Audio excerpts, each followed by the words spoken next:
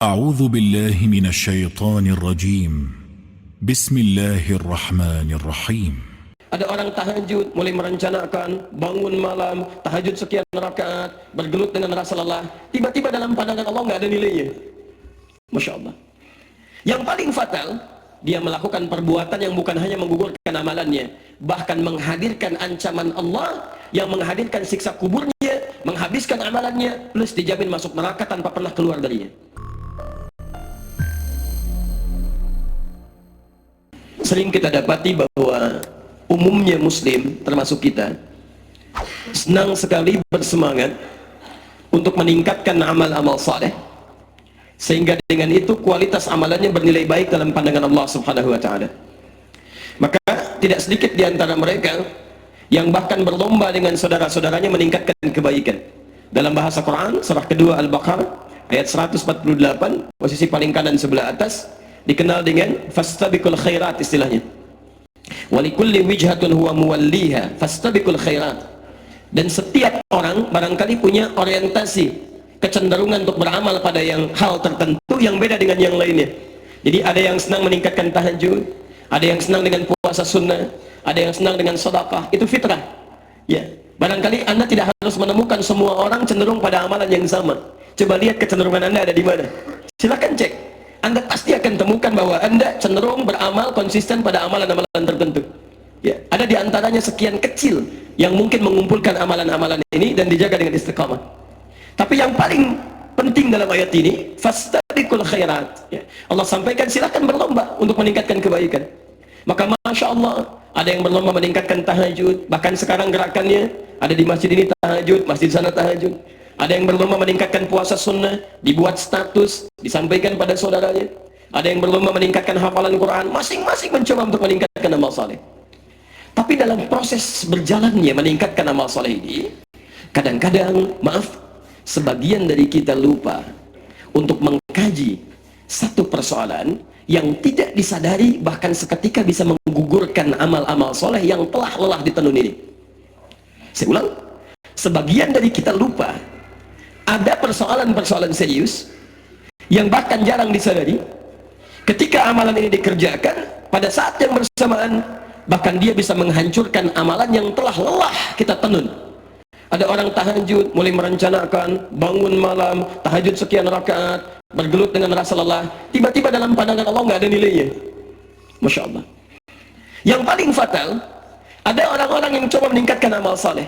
Dia puasa, dia kemudian sholat, dia kemudian juga bayar zakat, dia membaca Al-Quran, tapi Masya Allah, dia melakukan perbuatan yang bukan hanya menggugurkan amalannya, bahkan menghadirkan ancaman Allah yang menghadirkan siksa kuburnya, menghabiskan amalannya, plus dijamin masuk neraka tanpa pernah keluar darinya. Nanti kita akan turunkan ya. Saya beri contoh misalnya Quran surah ketiga Ali Imran ayat 22, posisi paling kiri sebelah bawah. Ulaika alladzina habitat a'malukum fid dunya wal akhirah. Ada orang-orang yang hancur, habitat a'maluhum. Ya, habita itu kalau antum misalnya beli kayu bakar, ya, hatab, kayu bakar, hatab, bismillah.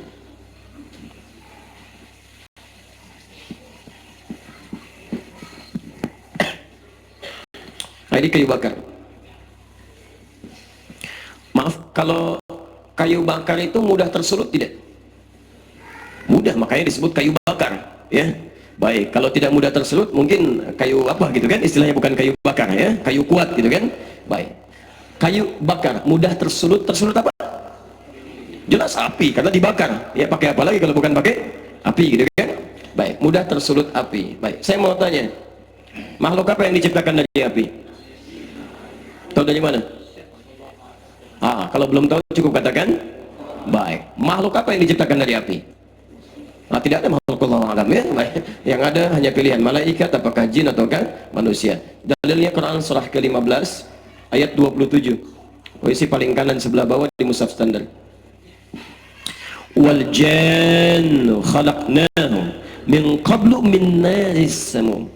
Jin kami ciptakan, hati-hati, sebelum manusia diciptakan dari bahan api api yang menyambar-nyambar. Baik, bukan cuma api biasa, nyambar-nyambar. Jadi kalau Anda mendekat kepada bagian dari itu, apinya seakan mendekati Anda. Pernah Anda datang kepada satu tempat misalnya untuk satu keadaan yang ada api yang sedang dibakar, apinya kadang nyambar-nyambar begini. Pernah merasakan itu? Tayyib. Jin. Yang jadi persoalan di antara jin yang diciptakan oleh Allah Subhanahu wa taala, ada kemudian yang mulai membangkang keluar dari ketaatan kepada Allah Subhanahu wa taala. Quran surah ke 18 ayat 50, posisi paling kanan di pertengahan. Wa idh qulna lil malaikati isjudu li adama fasajadu illa iblis. Ketika kami firmankan kepada para malaikat dan jin yang hadir pada saat itu untuk hormat kepada Adam, semuanya sujud hormat kecuali iblis. Baik. Siapa iblis ini? Kana minal jinni fa fasaqa an amri rabbi. Dia termasuk dari kalangan jin. Baik. Yang berbuat menyimpang kepada Allah Subhanahu wa taala. Jin yang menyimpang. Ternyata bukan hanya menyimpang, dia juga meminta kesempatan kepada Allah Subhanahu wa taala agar membuktikan kehebatannya, kesombongannya, ya, untuk menampakkan kepada seluruh anak cucu Adam bahwa dia lebih hebat dibandingkan dengan Adam. Apa yang dia lakukan? Dia memohon kepada Allah Subhanahu wa taala untuk membuktikan kesombongannya dengan cara menggoda anak cucu Adam, bahkan menggoda Adam terlebih dahulu, ya. Godaannya kepada Adam ada di Quran surah kedua pertama kali ayat 36 sampai turun ke muka bumi. Dan permohonannya kepada Allah meminta menggoda anak cucu Adam di antaranya di Quran surah yang ke-4 An-Nisa ayat 119, posisi paling kanan sebelah bawah. Tayyib. Ketika dia mulai menggoda anak cucu Adam, termasuk menggoda Adam, namanya dirubah dari iblis menjadi setan. Quran surah ke-2 Al-Baqarah ayat 36, posisi paling kiri di pertengahan. Fa'azallahuma syaitanu anhu akhrajahuma mimma kana fi. Syaitan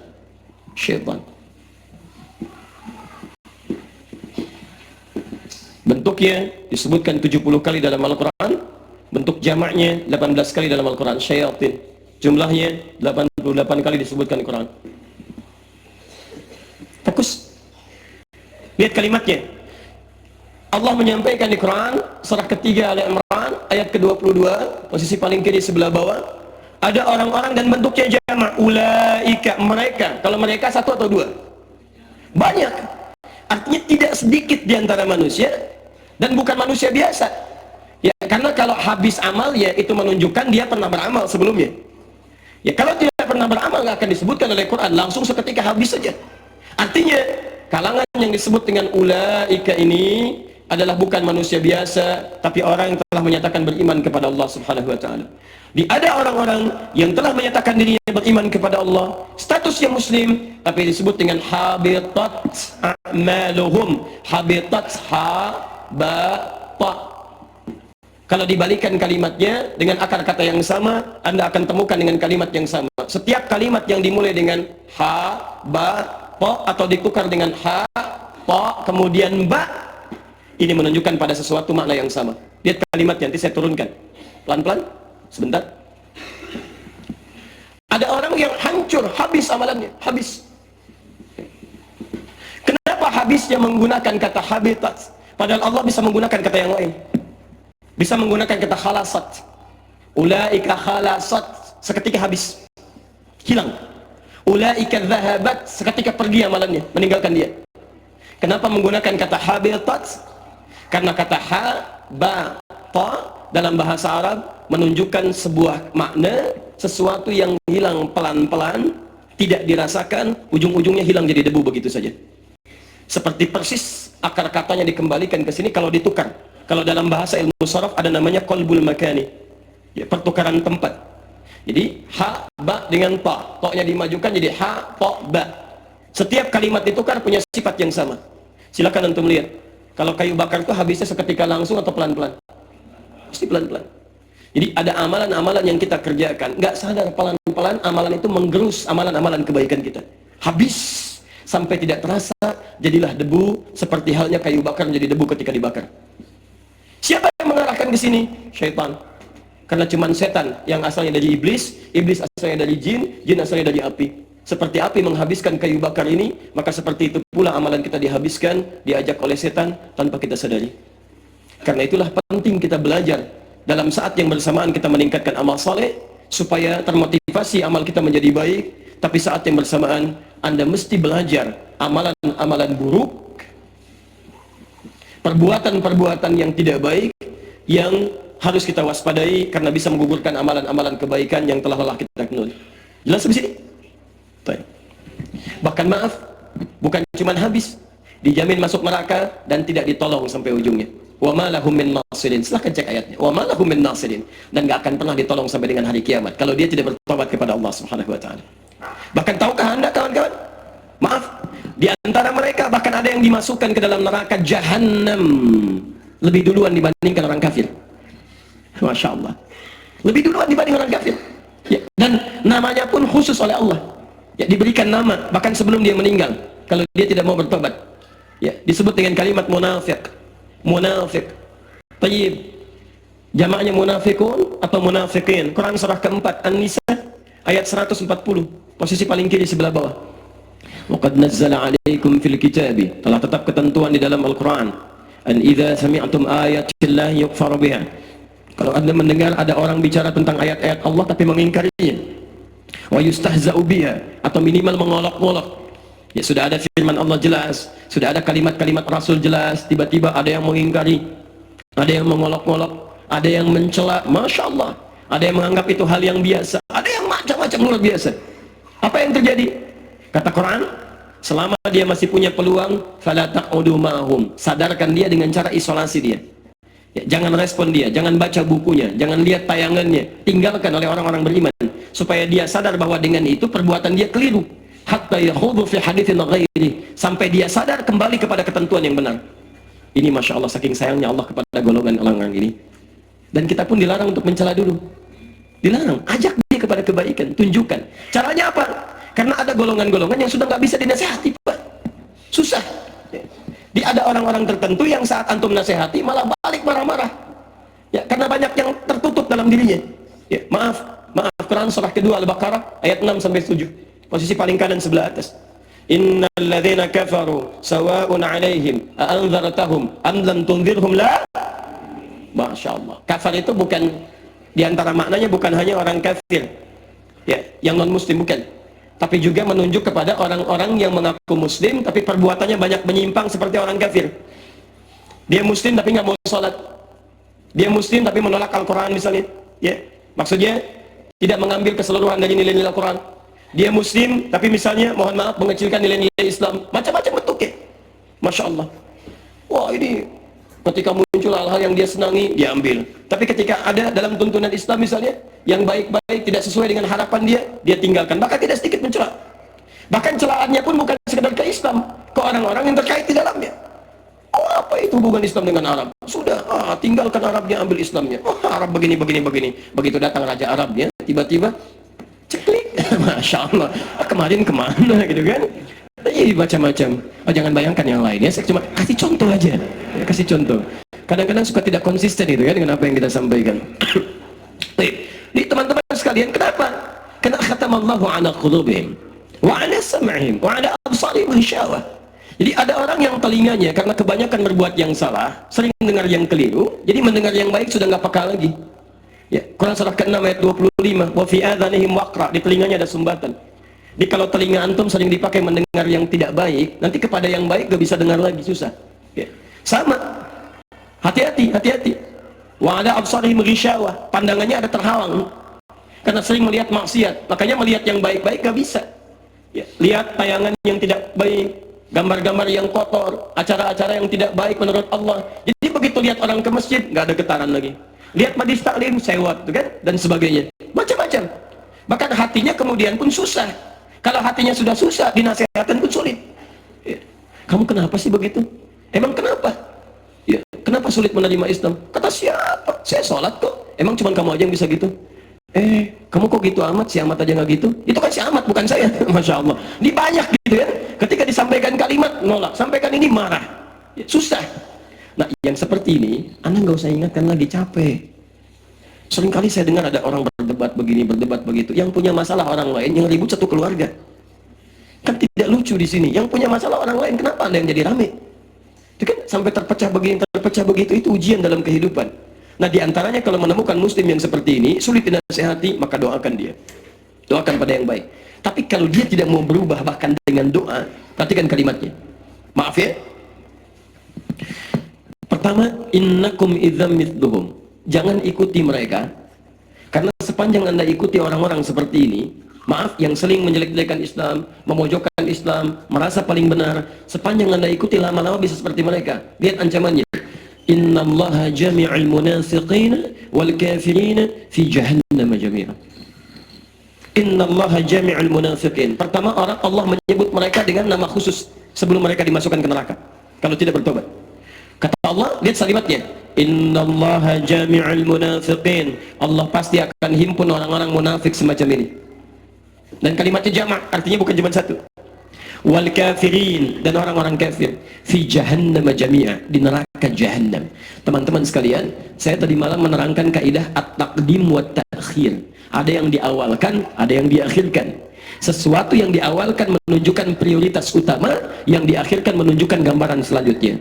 Artinya nanti saat di akhirat ada orang yang dimasukkan ke neraka jahanam, ternyata bukan orang kafir duluan, orang munafik duluan. Kalau orang kafir jelas gak ada amalnya, gak ada macam-macamnya, neraka wajar. Ini orang mengaku beriman, mengaku muslim, mengaku beriman kepada Allah, tapi kalimat yang bersamaan, sikap yang bersamaan, Masya Allah, dia mencela Allah, dia mencela Rasul, dia mencela agamanya, dia merendahkan dirinya di hadapan Allah Subhanahu wa Ta'ala, bahkan mencela saudaranya sama muslim. Kamu, kalau orang lain tidak beriman, berbuat salah, ya neraka wajar. Kamu mengaku beriman masih begitu juga, kamu yang duluan masuk neraka. Dan jahanam, kalau sudah neraka jahanam nggak bisa keluar, nggak bisa keluar. Ya, ternyata orang-orang ini masih sholat. Quran surah ketiga, ya, Ali Imran misalnya, atau bahkan paling jelas An-Nisa, Quran surah keempat, ayat 142, ya, masih sholat dia, masih sholat. Ya, maaf, innal munafiqina yakhadi'una Allah wa huwa khadi'uhum wa idza qamu ila sholati qamu kusala. Orang ini sholat. Abdullah bin Ubay bin Salul, bahkan kalau Nabi sholat, dia saf paling depan, di belakang Nabi persis. Ini Rasulullah SAW di belakangnya Abdullah bin Ubay bin Salul. Tapi Masya Allah, setelah selesai sholat, keluar Nabi, keluar umat Islam, tiba-tiba keluar kalimat provokasinya. Muhammad cuma cari perhatian saja, ingin mecah belah kita yang tadinya sudah punya suku. Terus keluar kalimat, tidak sadar bahwa kalimatnya menggugurkan amalan-amalan yang barusan dia kerjakan. Ketika masjid sudah mulai ramai, ya Rasulullah, kita bangun masjid yang lain saja, supaya terpecah konsentrasi ini dan masing-masing bisa ibadah dengan baik. Disetujui oleh Nabi. Begitu dibangun masjidnya, Muhammad punya markas, kita pun punya markas di sini. Tidak sadar apa yang dia lakukan menggugurkan amalan-amalan dan menghadirkan dosa. Akhirnya apa? Bahkan Allah Subhanahu wa Ta'ala menurunkan ayat khusus seperti orang-orang ini. Allah Subhanahu wa Ta'ala menurunkan ayat khusus mengecam orang-orang seperti ini. Quran surah 9 ayat 84. Masya Allah. Bahkan jangan sholatkan, jangan berdiri di depan kuburnya. La tusalli ala ahadim minhum mata abada wa la taqum ala qabri. Kalau Anda menemukan orang-orang menentang Islam, melecehkan Islam, menolak Al-Quran, merendahkan martabat orang muslim dan tidak bertobat sampai akhir hidupnya, dan Anda mengetahui itu, kata Allah, jangan sholatkan dia, jangan berdiri di atas kuburnya. Masya Allah, sudah dunianya tercela, tidak disolatkan, tidak didoakan, masuk ke alam kubur disiksa, dan neraka jahanam tidak keluar. Padahal dia mengaku muslim dan sholat.